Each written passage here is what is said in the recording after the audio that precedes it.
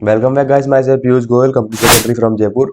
और दोस्तों, आज हम जानेंगे इलेक्ट्रॉनिक बैंक रिकंसिलिएशन सर्टिफिकेट यानी ईबीआरसी क्या होता है और कैसे अप्लाई होता है, किस वर्किंग में यूज आता है, इसके बारे में यहाँ कवर करेंगे।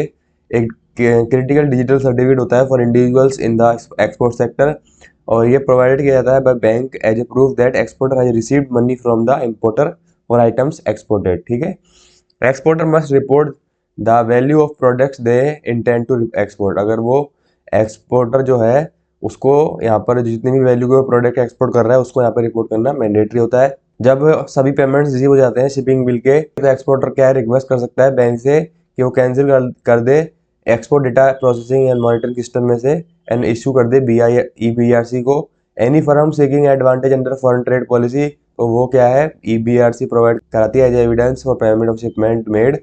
Y do you need an electronic bank realisation certificate as an exporter.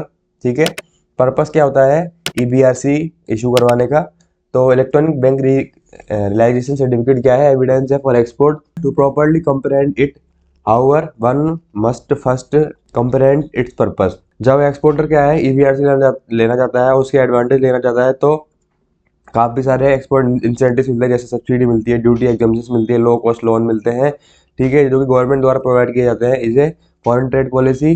ठीक है, तो डीजीएफटी जो होती है एक फॉर्मुलेट करता है और इम्प्लीमेंट करता है फॉरेन ट्रेड पॉलिसी एंड काफ़ी सारे एक्सपोर्ट इंसेंटिव देता है।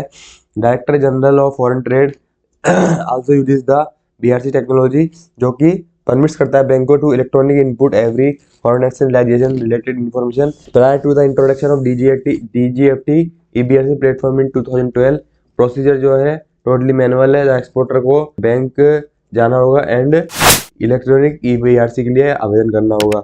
इंपॉर्टेंस क्या है of electronic bank realisation certificate की, जो directorate general of foreign trade है, electronic bank realisation certificate initiative जो है वो डिजिटाइज किया जाए and systematically record foreign trade transactions, यानी electronic facilitated document bank licence certificate क्या है, इनिशिएटिव है कि ये प्रोसेस रहता है, इसमें ये इन्फॉर्मेशन यहाँ पे हमको फिल करनी होती है फॉर इशूइंग द ईबीआरसी। ठीक है, तो ईबीआरसी आने से क्या हुआ है, verification of foreign exchange transaction easy हुआ है, फास्टर हुआ है। ठीक है, बीआरसी जो जनरेट की जाती है आरबीआई के फॉरेन एक्सचेंज डिपार्टमेंट द्वारा जनरेट की जाती है, जो इन्फॉर्मेशन रिसीव होती है ऑथराइज डीलर बैंक से। इलेक्ट्रॉनिक बीआरसी की में डिटेल्स होती है, जैसे name address of exporter, name of foreign buyer, invoice amount. ठीक है, एक्सपोर्टर वो एक्सेस कर सकता है ईबीआरसी में online through DGFT website using their import export code and other relevant details. The electronic bank realisation certificate is used by exporter to proof of realisation of export proceeds. ठीक है, what is the use of an exporter. Exporter क्या है, EBRC human less interaction and lower transaction cost आती है for giving export advantage to exporter. DFT currently receive information for shipping bills electronically, EDI parts with new integration with bank and now receive foreign currency realization details as well। Electronic bank realisation certificate कैसे work करता है, जब export revenue relies होती है तो bank create करता है EBRC. It then generates a digital XML file with electronic bank realisation certificate information. Bank use करता है digital signer given by the DGFT. Bank send करता है to XML file to the DGFT server. It accomplish this visiting the DGFT website. ठीक है, how exporter may check the status of their electronic bank realisation certificate status, navigate the official website of DGFT. Exporter will send a labeled EBRC trade details. Here the exporter must provide the IFSC code and IEC code. They must be select show details claiming incentives for export। तो shipping bill create किया जाता है electronically India में using Indian custom electronic data interchange platform. तो electronically and automatically share करता है information और shipping bill with director general और फॉरेन ट्रेड। तो एक्सपोर्टर को लिंक करना पड़ेगा अपनी शिपिंग बिल को विद ईबीआरसी। एक्सपोर्टर क्लेम कर सकता है एक्सपोर्ट इंसेंटिव जैसे डीजीएफटी की वेबसाइट से। तो value of incentive determined by DGFT. DGFT compare करता है फिर एफएओ वैल्यू आइटम को, एक्सपोर्ट को, सब क्रिटिकल पॉइंट एसोसिएटेड जो भी है इससे वो हम यहाँ पे बात करेंगे।